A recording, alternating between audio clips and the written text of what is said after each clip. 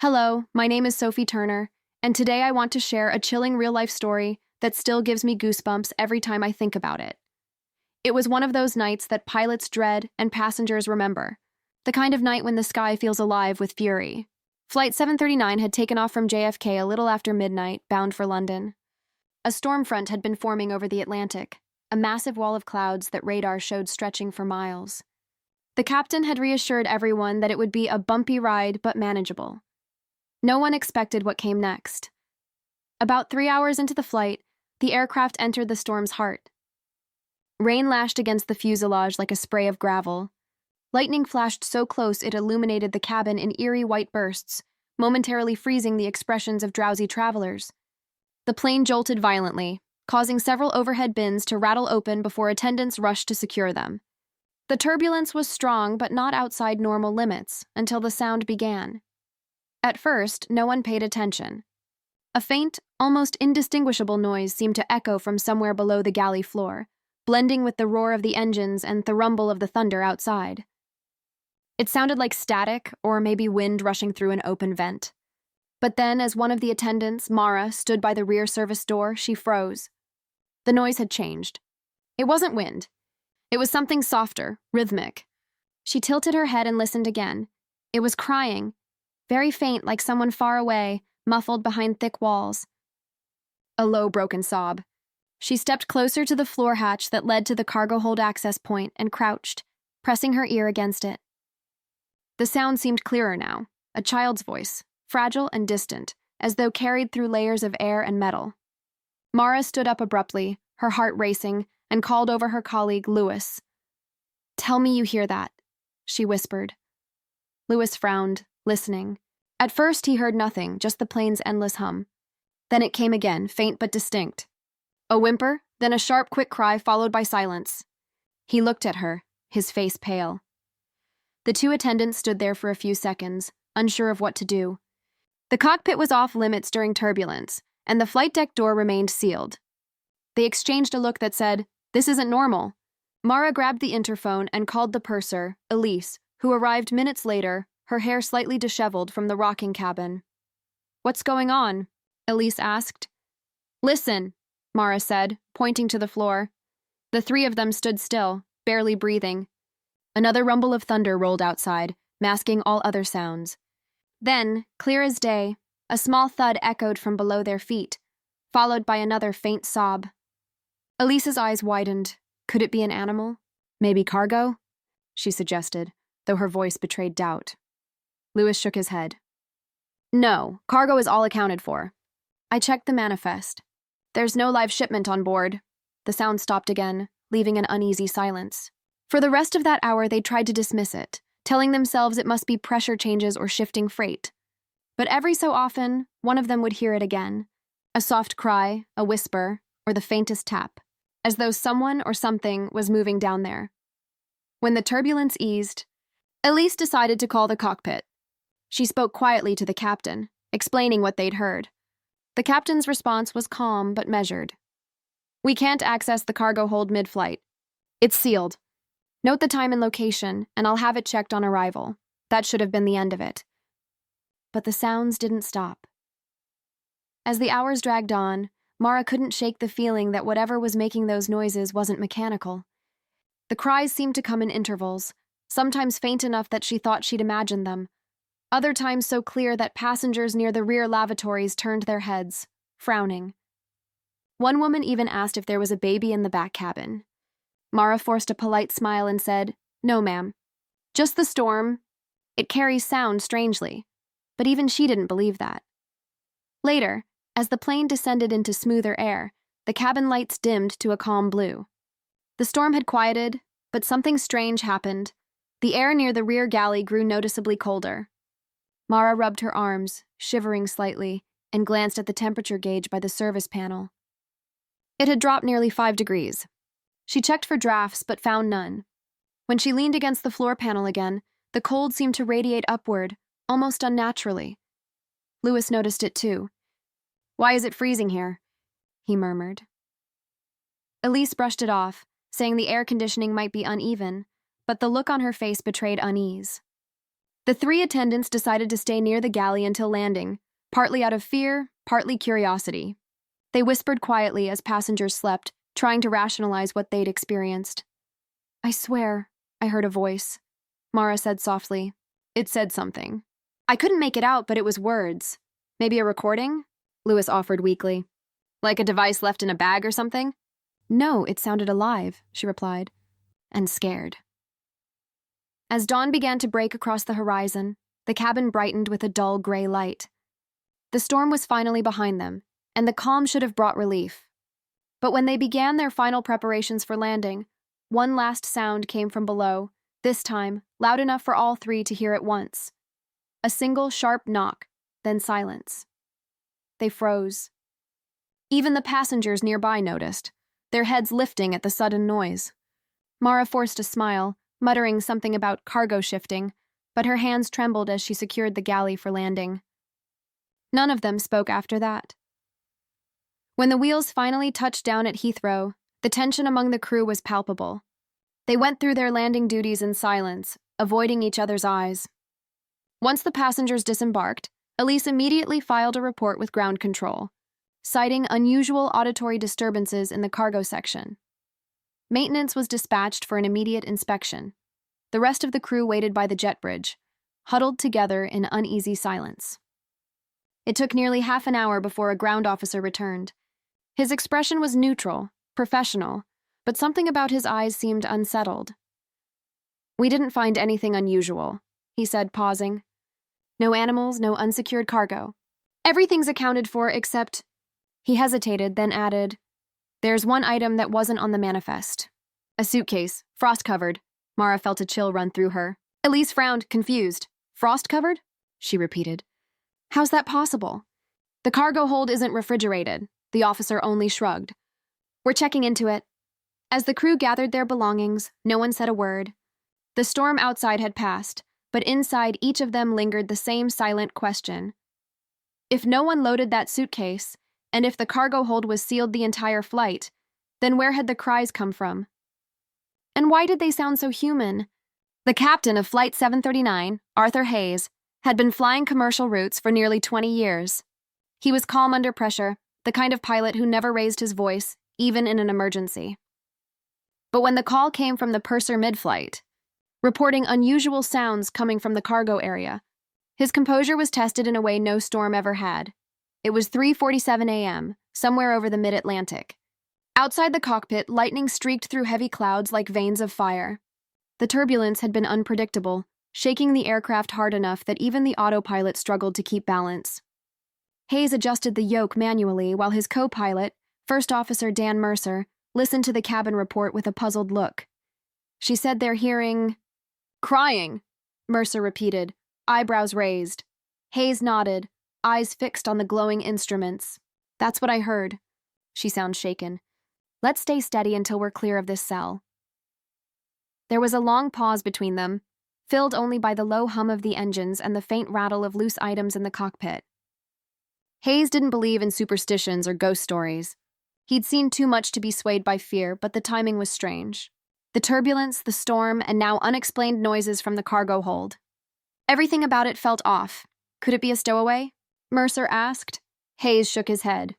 "Impossible. The cargo area is sealed from the outside before takeoff. And we had no flagged motion detections when we departed." "Animal, maybe? Like a pet container mishandled?" "Manifest shows no live cargo," Hayes replied. "Check again." Mercer scrolled through the digital cargo record displayed on the tablet secured to the dashboard. "You're right. Mostly luggage, a few commercial crates, and mail containers. Nothing living." Hayes leaned back slightly, thinking. He'd dealt with strange noises before, mechanical vibrations, loose panels, even trapped air whistling through seals, but the way the purser had described it, a voice. That wasn't ordinary. Still, his priority was to keep the crew calm and the passengers unaware of the situation. Fear spreads faster than turbulence. He keyed into the intercom line reserved for crew communication. "Elise, this is the captain. I've logged your report. We'll have the hold checked the moment we land. For now, stay clear of that section and keep things calm. It's probably pressure shifts or cargo movement in the storm." There was a brief silence, Then Elise's voice came back, soft but strained. Understood, Captain, but sir, it doesn't sound like cargo. Hayes hesitated before replying. Noted. I'll make sure ground control is ready when we touch down. He ended the call and exchanged a look with Mercer. The younger pilot raised an eyebrow. You think she's exaggerating? Doesn't sound like it, Hayes said. But there's nothing we can do from up here. If we depressurize the cargo bay or open any seals, we risk the whole aircraft. So we keep our course. Minutes turned into hours. The storm battered them relentlessly, the kind of weather that made the flight feel longer than it was.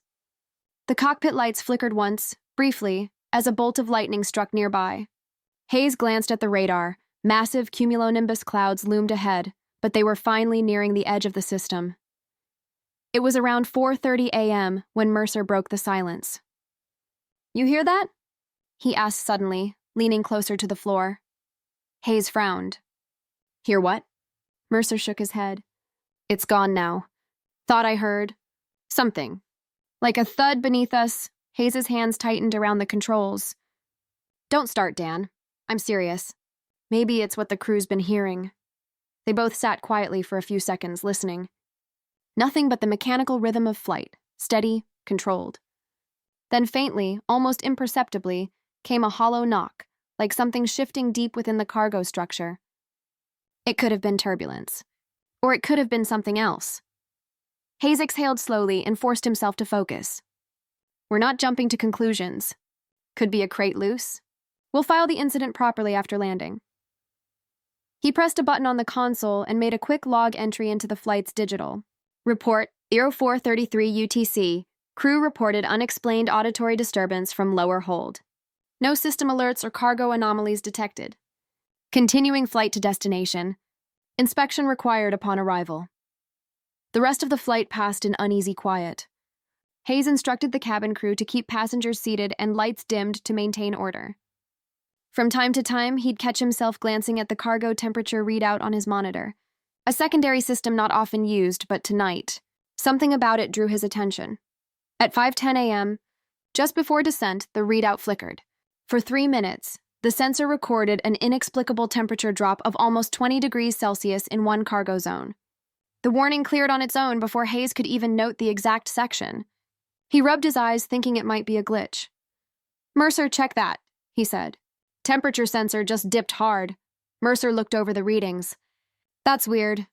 No malfunction indicators. It just dropped and came back, Hayes frowned. We're reporting that too. By the time they made radio contact with London Air Traffic Control, dawn was spreading across the horizon. The captain's voice was calm as always when he requested priority inspection upon arrival. We've had some abnormal readings and unverified noises from cargo during flight, he said. No visible issues, but please notify maintenance and security. Copy that, 739, the controller replied. You'll have a full team waiting on the ground. When Hayes finally brought the plane into its descent pattern, he could see the thin silver edge of the English coastline beneath the clouds. Relief washed over him, but it didn't last. Something still bothered him, the uncertainty, the feeling that they'd carried more than cargo that night. As the aircraft touched down smoothly on the runway, Hayes powered down the engines and sat back, staring through the windshield as the airport lights blurred slightly in the morning mist. His hands were steady, but his mind wasn't. He had logged hundreds of flights, faced every kind of weather imaginable, but this was the first time he'd felt like the plane itself had been holding its breath. When ground control finally called in to confirm that the cargo inspection team was in place, Hayes removed his headset and looked at Mercer. Let's hope they find something ordinary, he said quietly. Mercer nodded but didn't reply. The two men watched in silence as the maintenance trucks pulled alongside the aircraft, their orange lights flashing against the cold gray dawn. Neither of them could shake the same thought. What if the crew had really heard something alive down there? And if they did, where was it now? The captain had done everything by the book, just as training dictated. But deep down, Hayes knew this flight would haunt him for years. Because no matter how rational he tried to be, he couldn't explain that single, hollow knock that echoed through the cockpit floor at 35,000 feet, long after the cries had stopped. The inspection began as soon as Flight 739 reached its gate.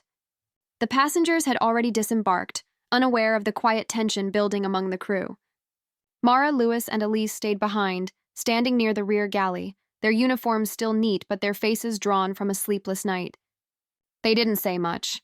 Every few minutes, Mara glanced toward the window, watching as ground staff opened the cargo hatch. A cold, heavy fog seemed to cling to the tarmac that morning, even though the air temperature was mild. Inside the cargo bay, the maintenance team worked under the harsh glow of portable lights. The chief inspector, a man named Brian Carter, moved methodically through the section, clipboard in hand. Everything looked normal at first, rows of luggage containers stacked neatly, shipping crates secured with metal latches, a few mailbags strapped down with nylon webbing. But when he reached the rear corner, near the bulkhead, where temperature sensors had recorded the earlier fluctuation, he stopped.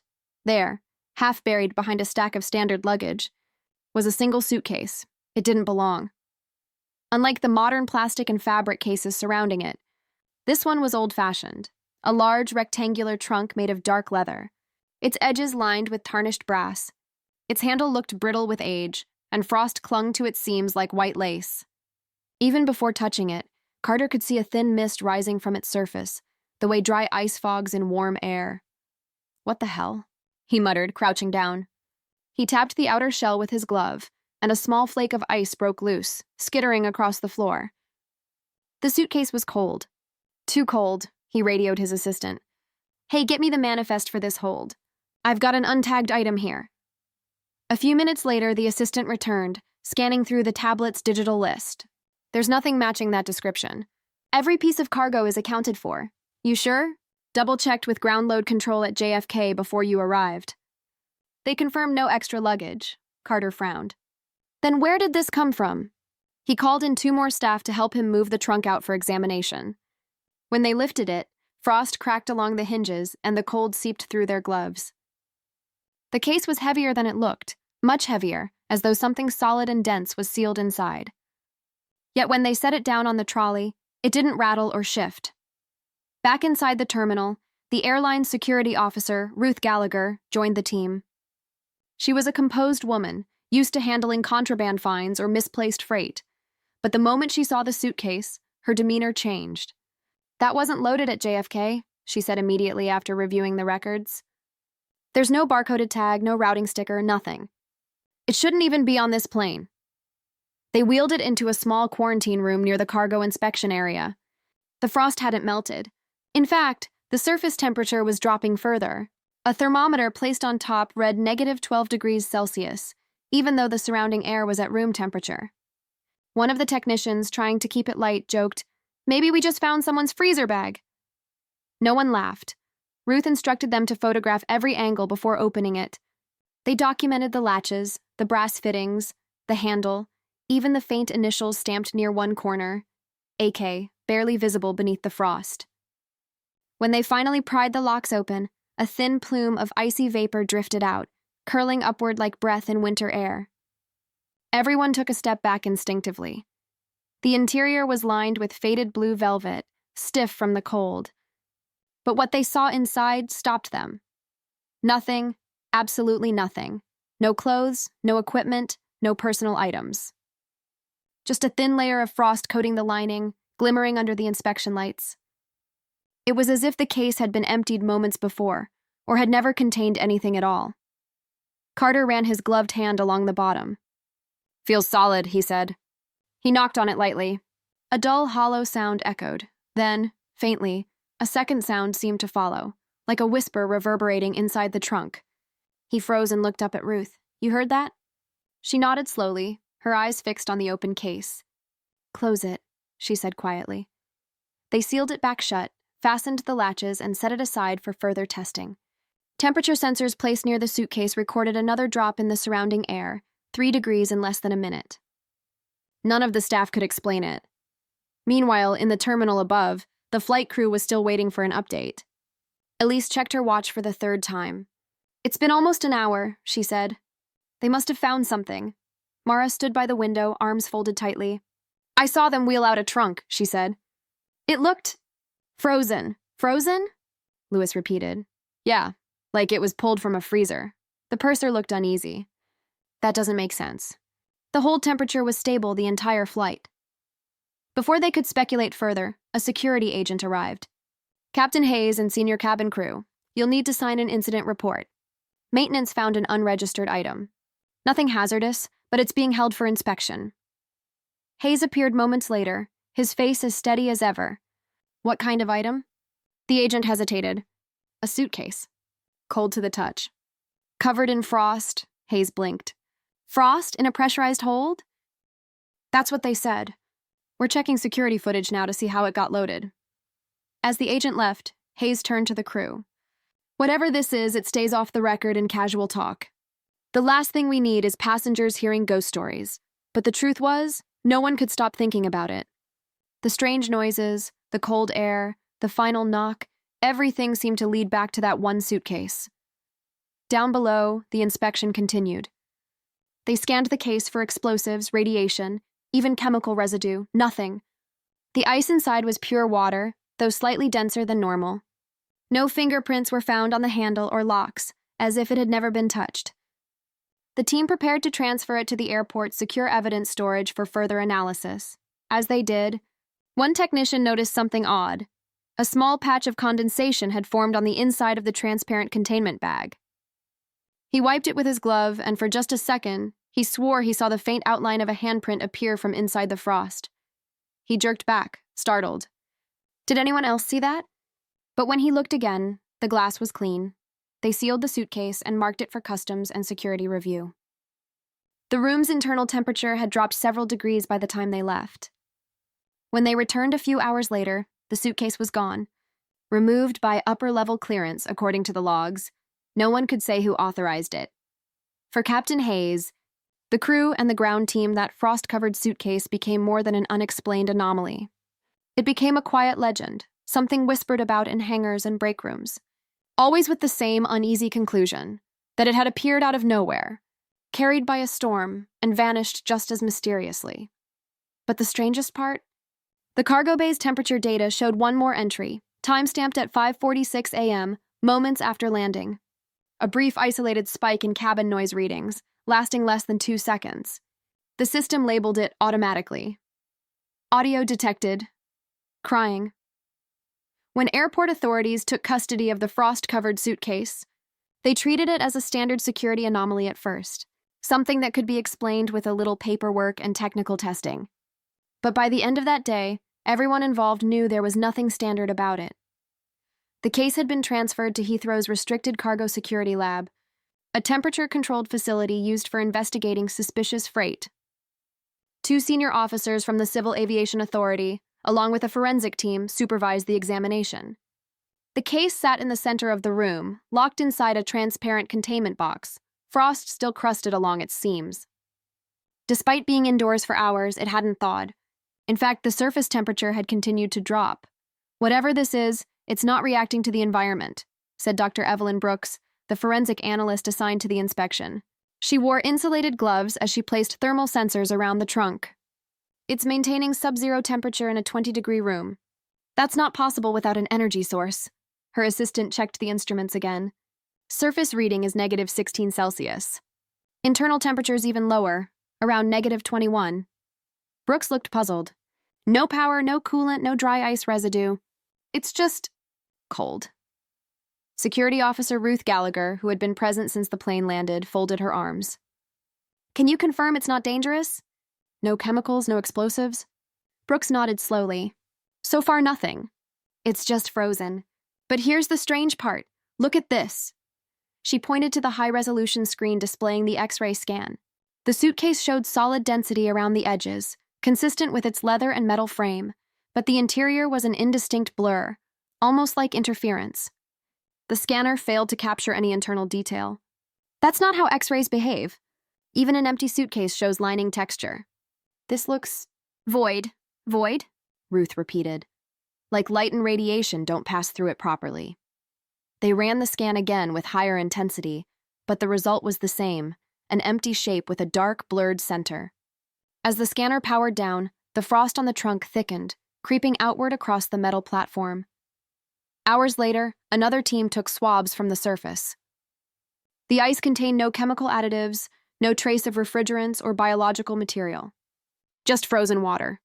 But the isotopic ratios, tiny differences in molecular composition, didn't match any water samples from the region. It was as if the ice had formed somewhere else entirely, under conditions that didn't exist in the Earth's lower atmosphere. By evening, rumors began to spread among airport personnel. One technician claimed that the cold room's humidity sensors had malfunctioned after the case was opened. Another swore he saw vapor trails forming words on the glass containment wall, though no one could confirm it. The facility's night shift requested that the suitcase be stored in a separate isolation chamber.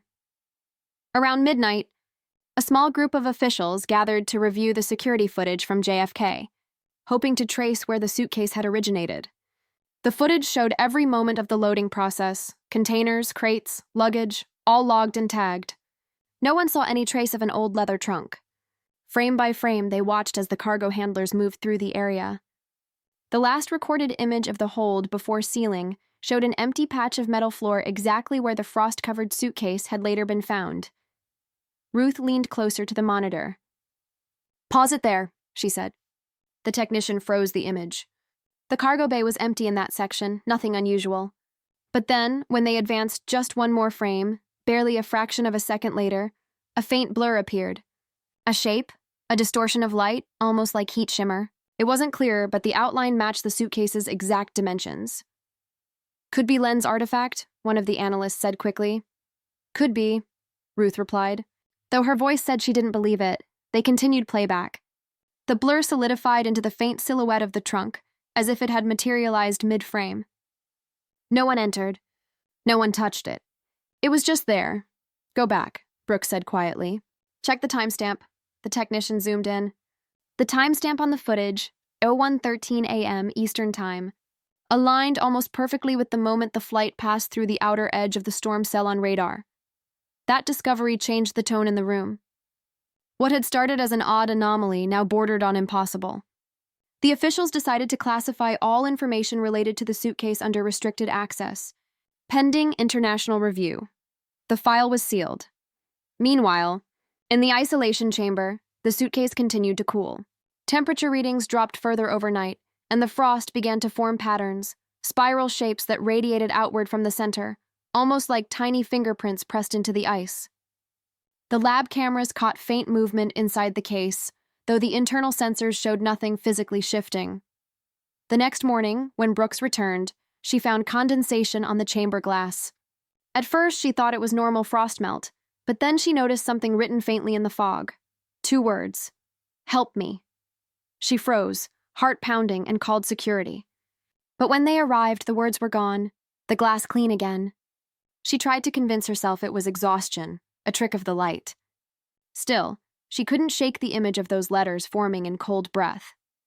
Later that afternoon, the case was transported under escort to a government facility outside London. The report filed by Ruth Gallagher summarized it plainly. Unidentified frost-covered trunk discovered aboard Flight 739. No manifest record. Exhibits sustained sub-zero temperature without cause. X-ray interference. Subject removed for classified analysis. No one at Heathrow ever saw the suitcase again. But for weeks after, strange rumors lingered. Several baggage handlers claimed that the cargo section of the aircraft where it had been found remained unusually cold, even after decontamination. Engineers recorded unexplained static in the cabin sensors when the plane's power systems were restarted. And in the maintenance log, a single note appeared, written in pencil beside the entry for Flight 739. Sound detected during power test. Origin unknown. Resembled crying. Captain Hayes, when he received the official debrief, read every line twice. The language was clean, professional, stripped of emotion. But it didn't hide the truth. No one had an explanation. The frost, the cold, the missing origin, all of it defied every technical and physical rule. That night, long after the flight's report had been archived, Hayes sat alone in his small Heathrow hotel room, listening to the steady hum of the air conditioner. He couldn't help but imagine the sound that had haunted them mid-flight, the muffled cries beneath their feet. He wondered if, somewhere far away, that frost-covered suitcase was still making them. Weeks passed, but the mystery of Flight 739 refused to fade. Every attempt to find a logical answer only made the story more confusing. The frost-covered suitcase had vanished under official custody, and no one at Heathrow ever received confirmation about what had been inside or where it had gone. The airline issued a short internal memo calling the event a cargo documentation anomaly and advised employees to refrain from speculation. But among the crew, it was all anyone could talk about. For Captain Hayes, the incident became a quiet obsession. He had requested access to the final inspection report multiple times, only to receive polite rejections. Restricted investigation, they said, above our level of clearance. He'd been flying long enough to know that phrase was code for something they don't want you to know. He wasn't a man prone to superstition, but the unanswered questions gnawed at him. He wasn't alone. Mara and Lewis, the two attendants who'd first heard the cries, both took leave from international routes soon after. Mara's request cited sleep difficulties and recurring stress dreams. In those dreams, she said she was standing alone in the rear galley, listening to the same faint sobs echoing from below. Sometimes she'd wake up drenched in sweat, sure she still heard them in her apartment walls. Elise, the purser, transferred to a domestic route not long after. She told a colleague, "I can't fly at night anymore. It's not the storm that scares me, it's the silence afterward." The incident left no physical damage, no casualties, and no technical faults. But something about that night lingered in every person who'd been aboard. It wasn't just fear, it was the sense that they had witnessed something beyond explanation, something the world wasn't supposed to notice. A few months later, a journalist from a small London aviation magazine contacted Captain Hayes after hearing rumors of the ghost suitcase flight. He refused to speak on record, but curiosity got the better of him. They met discreetly at a cafe near the airport. The journalist showed him a blurry photograph she claimed was leaked from the Heathrow inspection room, a close-up of the trunk under frost. On its side, faint but visible, were 2 letters. A.K. Hayes frowned. "Where did you get this?" She smiled nervously. "From a friend in cargo control. They said it matched the initials of an oceanographic researcher, Arthur Clemens. His team vanished in 1987 during an Arctic expedition.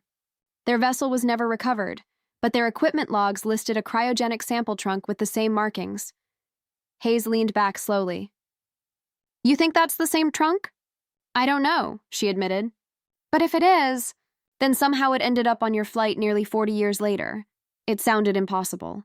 Yet when Hayes checked the date, 1987, he remembered the temperature readings, the ice, the strange interference with sensors. The thought made his stomach twist. The journalist said she'd tried contacting the research archives in Norway, where Clemens' last expedition had been registered. The response she received was cryptic. "The materials you're asking about are no longer available for review. The case is closed under federal jurisdiction." The same words Hayes had heard: closed, restricted, classified. That night, unable to sleep, Hayes pulled up Flight 739's black box data on his private laptop. The recordings had already been officially analyzed, but he wanted to hear them himself. As he scrolled through the final hours of the flight, the usual noises played back: engine hum, cockpit chatter, system pings. Then, around 04:33 a.m., during the storm's peak, there was a faint, distorted sound in the background. It wasn't static. It was a voice, barely audible, childlike, repeating something he couldn't quite make out. He replayed the section again and again, adjusting the audio filters until the words emerged clearly enough to chill him to the bone. It was saying, "Let me out." Hayes stopped the playback immediately.